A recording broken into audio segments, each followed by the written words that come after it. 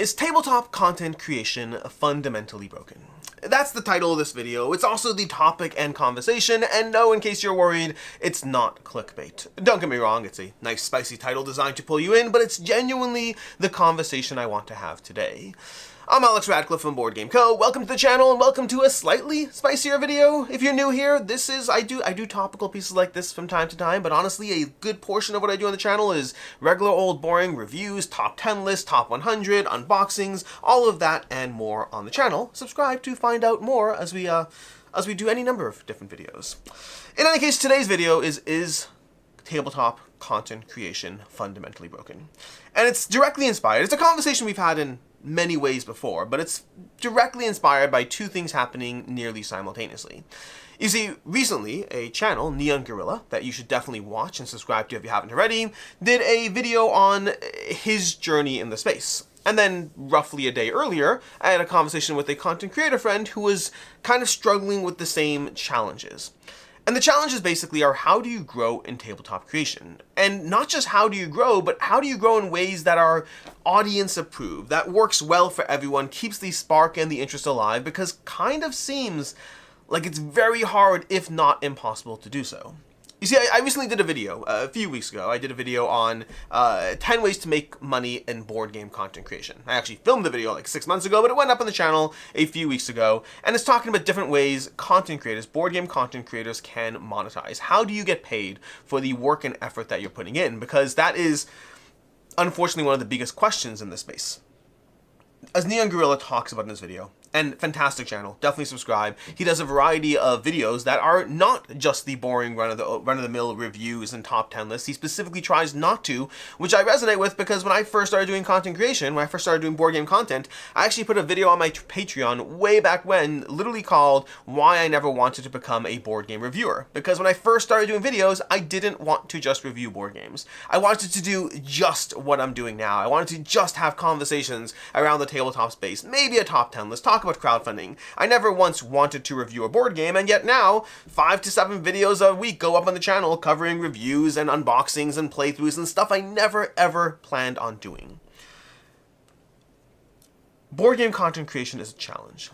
Neon Gorilla talks about this, about his journey in the space, about how he started doing videos, tried to do things that gave him energy and life and passion and all that, and unfortunately over time has realized the struggle of how do you possibly get monetized for the time you put into it. And the time you put into it is insane. It's genuinely insane. The amount of time that goes into tabletop content creation is absolutely It's crazy. I'll link to a video down below. I'll link to a few if I recall. There were a few different videos that kind of talked about different amounts of time that go into videos. And every channel has their own process. But I know that, oh my gosh, I forgot, Weekly Game Night, I think it is, Adam Mitra, Weekly Game Night. He did a little reel on Instagram showing how much time goes into a single how to play video. The nature of any review means you're playing a game several times. You're possibly scripting the video, possibly just filming the video, editing, adjustments, timestamps, thumbnails, all of that. I in my channel, I put in the low amount of editing into our videos, but between rules and playing the games and filming and timestamping, any single review is almost certainly in the 8 to 10 hour range, and I think that is on the low end compared to an average channel. Anyone who's actually putting a lot of time into editing their content, you could add another 10-20 hours to a video right there. But for me to do a basic standard review of a game that takes an hour and a half to play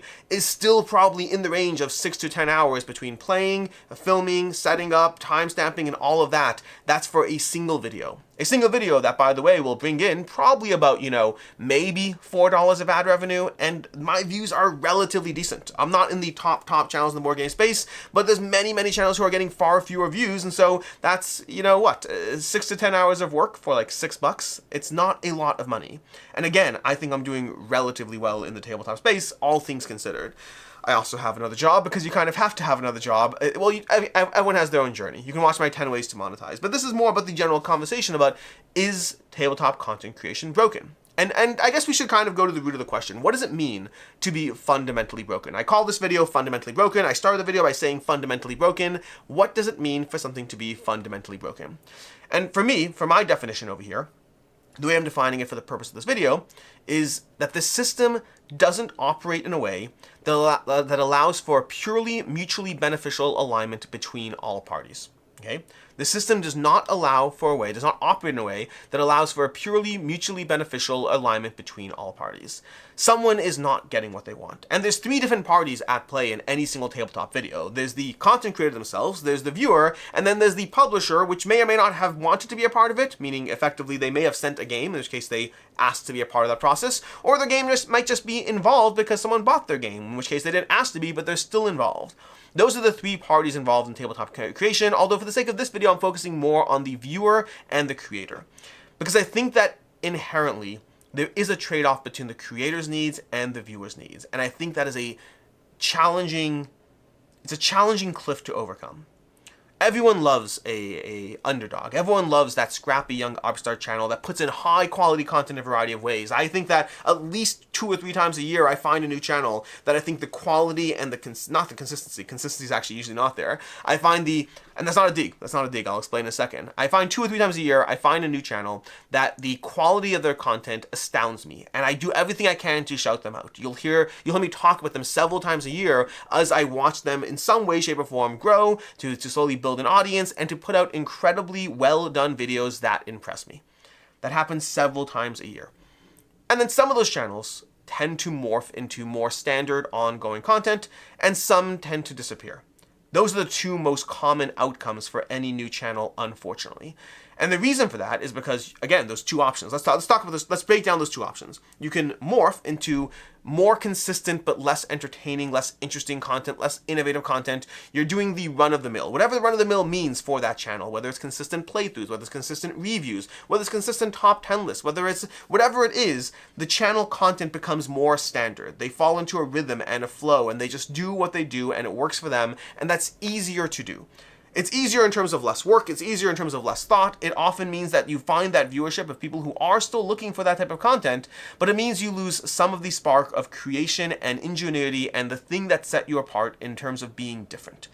And those new creators are often championed. They're championed for a variety of reasons. They're championed for the innovation of their content. They're championed for their lack of ties to big pharma. In this case, big pharma means all those crowdfunding Kickstarter companies. They're championed for their lack of just sitting on the newest hype train and telling you what new games are the best and brightest and most amazing, only to show up in a game's leaving the collection video 7 months later. That's a dig at myself, although I do object to that classification. We'll deal with that another time. But the idea of that those creators, they are championed for being different than the norm of the creators that have become standard. This is as true for any new creator as it was for me once upon a time. Like, I had a very large degree of growth when I first started in the board game space, and many viewers are still here and appreciate it, and many viewers have moved on because I've lost that newcomer spark. That does change. The types of videos I put out, the consistency of the videos, there's some degree of, oh, now you're just one of them. There's a viewpoint that is held. The other option is you disappear. This is not me saying you have to change or die. That's not my point. That's my point about the video, about the nature of, is tabletop creation fundamentally broken? But I do find that most new creators that I see and think the world of and want to champion, they either fall into patterns or they go away entirely. And that's because it's very hard to be unique and different and not fall into any of these patterns, while also in any way getting paid for the work that goes into a video without changing. And so you either find something else that has some degree of reward or monetization to it, or you adapt in the way you approach the space. Something I say consistently I say this, anytime this video subject comes up, I shout out to Rodney Smith from Watch It Played, who once upon a time in a forum thread somewhere said something that really stuck with me and has continuously stuck with me since. He said that he's very grateful that when he started doing tabletop content creation, the idea that you could possibly make a living at this, the idea that in any way there was monetization attached to your passion, that was unheard of and it wasn't a concept. If you made tabletop videos, you made them because you wanted to make the video. Could you get paid? No. Of course not. That's silly.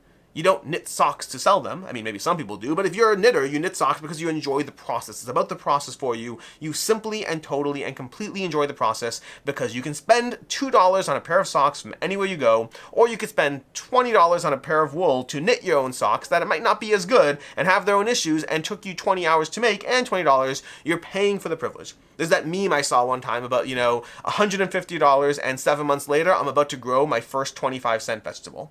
Like an idea that as you plant a garden in your backyard and you sit there and put time, effort, and energy into harvesting and planting and nurturing that garden, that $150 later and a whole bunch of rabbits and deer that you're upset at, you might finally get that 25-cent carrot and talk through the nose about how much, like, look at this carrot, I planted it in my garden. There's a sense of pride over what you did and what you built, and it was never about whether it's financially worth it.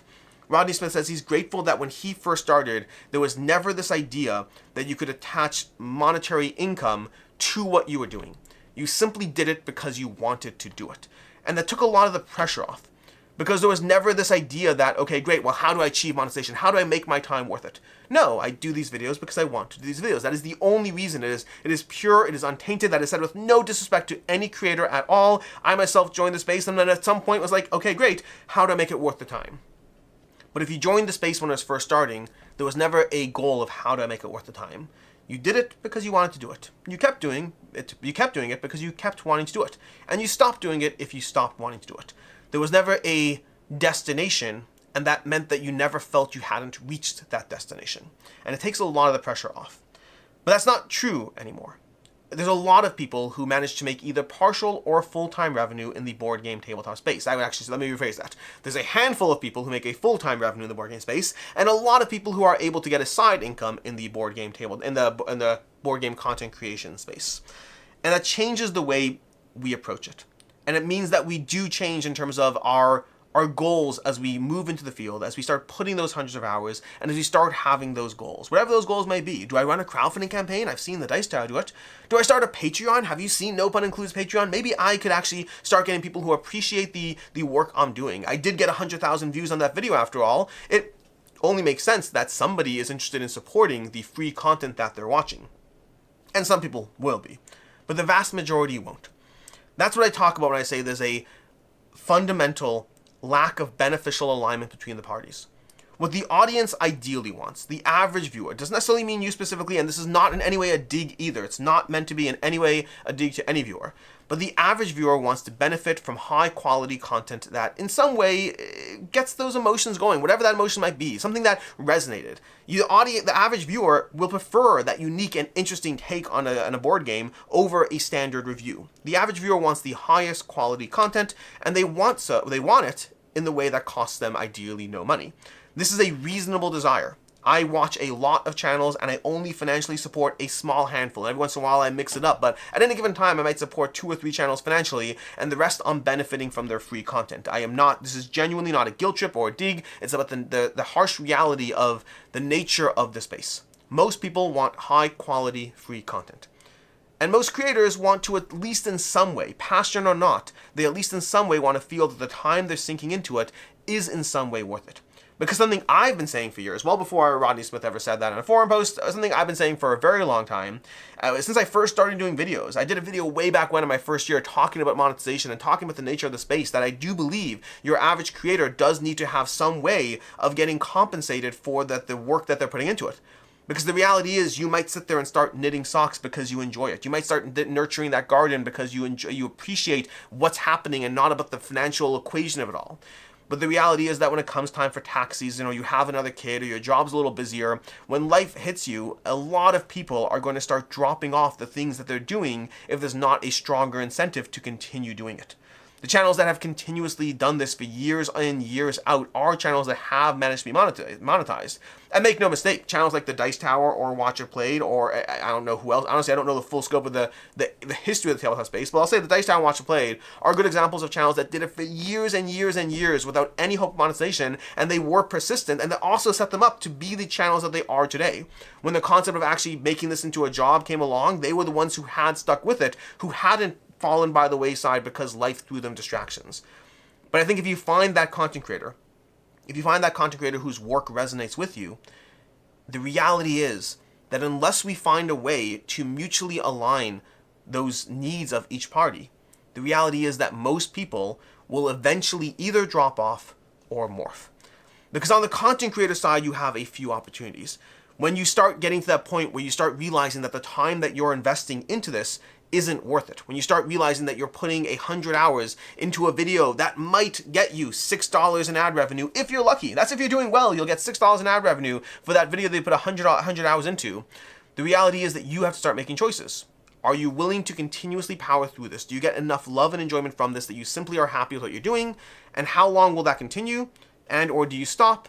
And or do you do something to increase your monetization? Because there are tools available to creators. There's tools in terms of the way they approach their content. Less work and effort, because honestly, sometimes that higher degree of quality doesn't translate into higher views, and so is it worth putting the time into it or not? That's a hard question.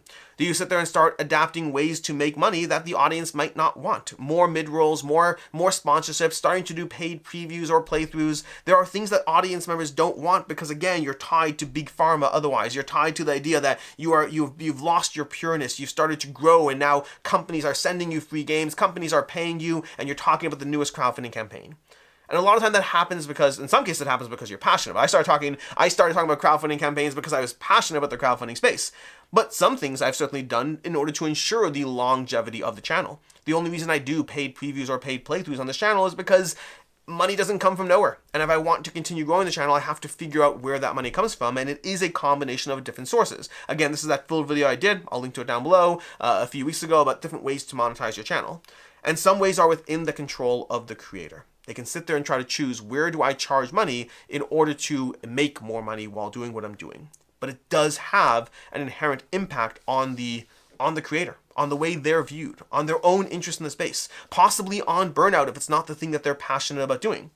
The other opportunity is that they're supported by the audience. The audience sits there and says, hey, you know what? I like your videos enough. I'm going to give you $5 on Patreon every single month. This is not a call for my Patreon or Ko-Fi. They are always links down below. I'm not going to say no. But fortunately, I'm at least in a place where I do have another job. I work for GameFound, and that does mean that some of the pressure is off. As much as I very much do appreciate when audience members choose to chip in for the content they're benefiting from, I'm also not going anywhere because I love what I do here, and I also love what I do at GameFound, and so I am in a position where I don't have to worry about quitting or changing too much in terms of what I do.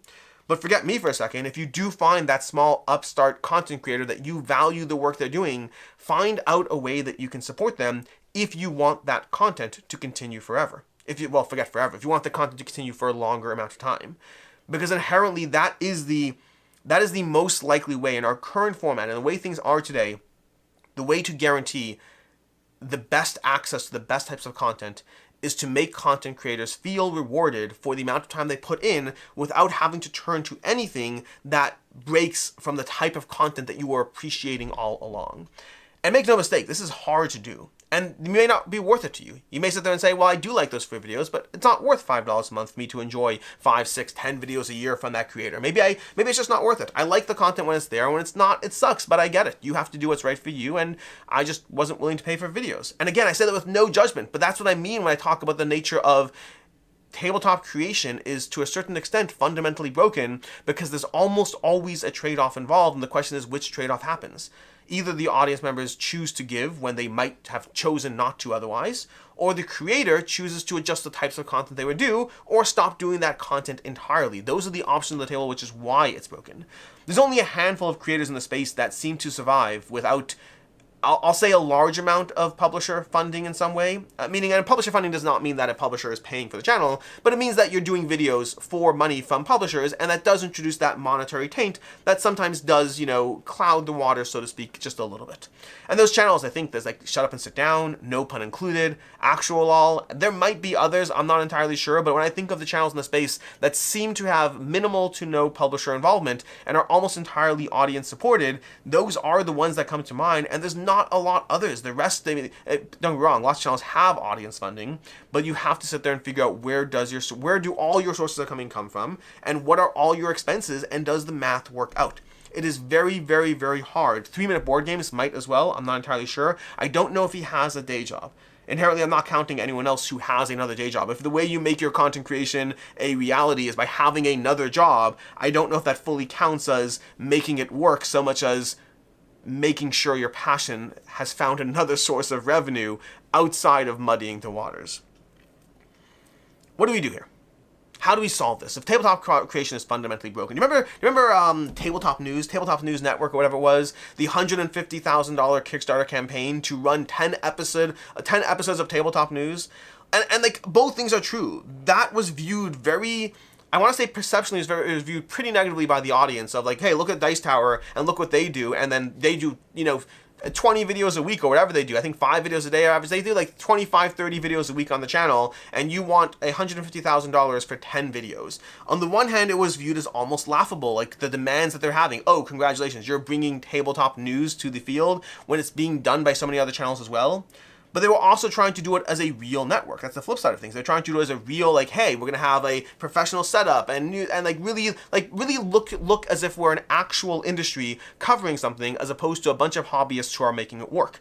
There's a reason for their needs, but their needs aren't supported by the size of the space. At the end of the day, the core reason for all of these issues is the size of the tabletop space is minuscule compared to other spaces.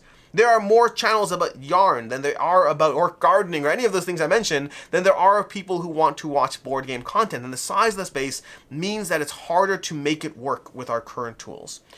And so I don't have a clear solution. I don't. The reality is that for most people, your options are going to be either accepting things the way they are. And that doesn't necessarily mean in a bad way. It just means accepting it. Accepting the fact that, hey, the reality is that if you want to have enough channels in the space, there is going to be publisher money muddying the waters, whether it's sponsored content, sponsored channels, whatever it is, whether it's mid-rolls or whatever, sponsorships in the middle of the videos. Hey, by the way, you want to go ahead and get some shirts from this company I promote, or in my case, Mint Mobile, go ahead and buy from my Mint Mobile link. There will be some degrees of money muddying the purity of the waters that you appreciate, because it's the only way to keep it long-term sustainable. That's one way of accepting the reality of the space. The other way is also realistic, and it depends on what you're looking for. The other way is to simply say, hey, the reality is the space doesn't support it, and so I will always appreciate that new channel when it comes along, and I'll get my content that's high grade, great quality, innovative content. I'll get it for a year or two before they burn out and, again, either disappear or shift their content. And it sucks. You don't have to be callous for that to be the reality. You could also just be realistic that this is what the space is. I don't like it when channels go mainstream, but I also respect that you can't sustain being an indie creator. So maybe you just sit there and accept the way things are, feel bad for everyone involved. That's the only type of content you want to consume. That's also a reality. The alternative is you sit there and try to be a part of the solution. You try to fund those channels that you resonate with, the people who you like the way they are now, give them money and hope that enough people do so as well, that they continue to do what they're doing the way they are now. It's noble and it certainly can help, but it will take a lot of people making that decision for the space to change, or just enough time and growth within the space. Alternatively, I'll end this video with a question to you. What do you think? And genuinely, put a little bit of time into it. I'm curious about your comments down below. What do you think is the solution to this?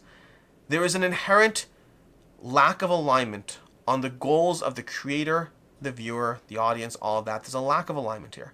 It is very hard for everyone to get what they want, given the size of the current space. So what do you think is a realistic solution? And try to think it through. Try to think it through practically, because I have a lot of things that I think of as potential solutions, but a lot of them aren't practical given the size of the space. The ideal would be, to a certain extent, that we have an IGN type, network of, an industry with a bunch of viewers under that industry, and it's all supported properly. But frankly, first of all, everyone likes to accuse all the video game companies of being bought off anyway. So I don't know if that's really a solution so much as just trading one problem for another. But also, we're just not at that size. So what is a solution that you see to try to address this problem? And for some people, it won't be a problem. For some people, you're happy with the content you're consuming from the creators you're consuming it from. But for a lot of people, even if you're happy with, I think I fall into this category. I'm happy enough with the ecosystem that we have. But I also am happy enough with it while recognizing that it's far from perfect and has a lack of perfect mutual alignment that does introduce things that I just wish weren't there. I'm curious if you have thoughts or solutions or answers as to how to make it so that somebody who's immersing themselves in incredibly unique quality content, how can they do so in a way that they're able to continue doing what they're doing, they're able to make their time worth it. Forget rich, I'm not talking about rich, just the time worth it. And that it doesn't violate any of the issues we're discussing here. I don't know why. And that's why the title of this video is Tabletop Content Creation Fundamentally Broken. I think the answer is, to a certain extent, yes. It doesn't mean that we can't hobble along, but we are doing just that. We're hobbling along. We're making it work. We're doing so without any form of integrity around, integrity is, that might sound harsher than I intended to be, without any sort of form of journalistic standards. Let's call it journalistic standards. It's not an issue of integrity, but there's no journalistic standards here. We're all too small. We're all hobbyists simply finding a way to do what we love and hoping we can just keep at it long enough that we're able to. It's hard. It's a hard question. the lack of answers makes it a harder question. I still love what I do, and I still think the board game space overall is very healthy. But I think tabletop content creation has some fundamental issues that I don't see easy ways around. Until next time, I'm Alex Radcliffe from Board Game Co. I hope you enjoyed this video, and as always, I hope you have a good one.